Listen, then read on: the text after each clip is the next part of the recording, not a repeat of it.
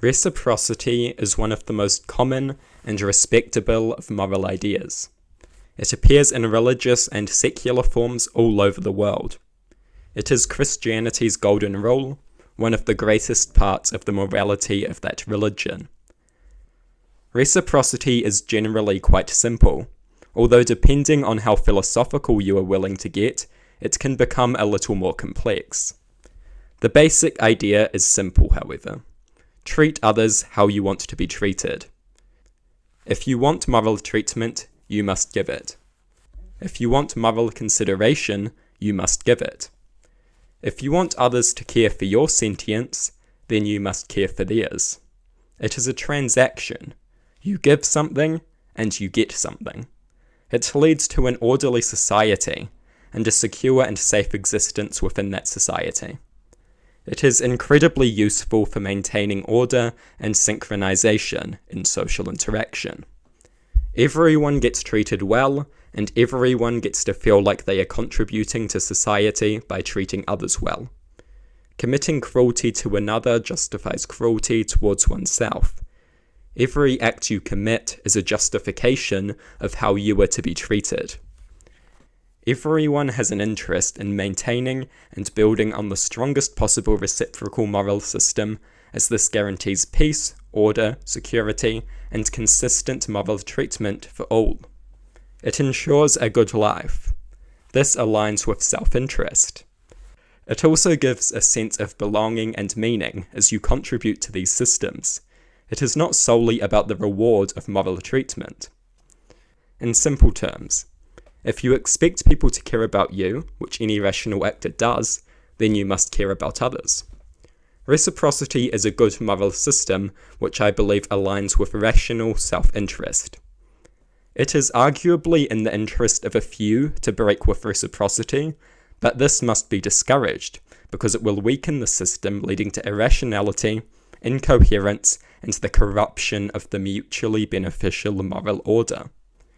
Reciprocity must be strongly encouraged, and the strongest possible reciprocal system achieved, as this guarantees consistent moral consideration for all. Reciprocity looks at the core fundamentals of an act. You may, for example, not want someone to buy you a chocolate bar. If you buy someone else a chocolate bar, however, this does not break with reciprocity.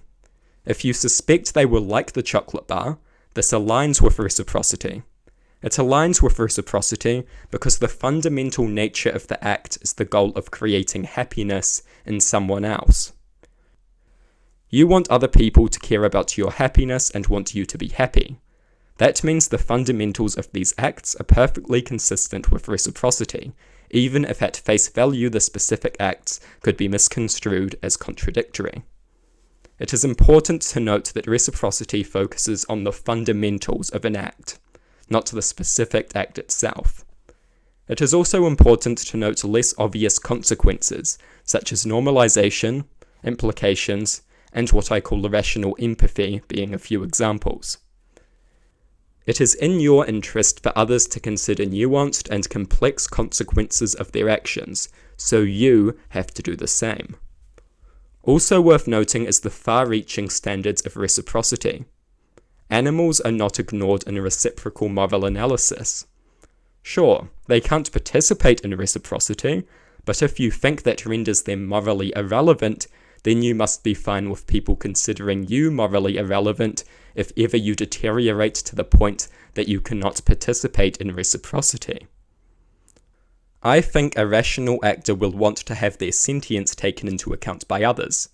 So long as they can feel pain and pleasure, it is irrational to want moral consideration. Therefore, you must give moral consideration to any creature that can feel pain and pleasure.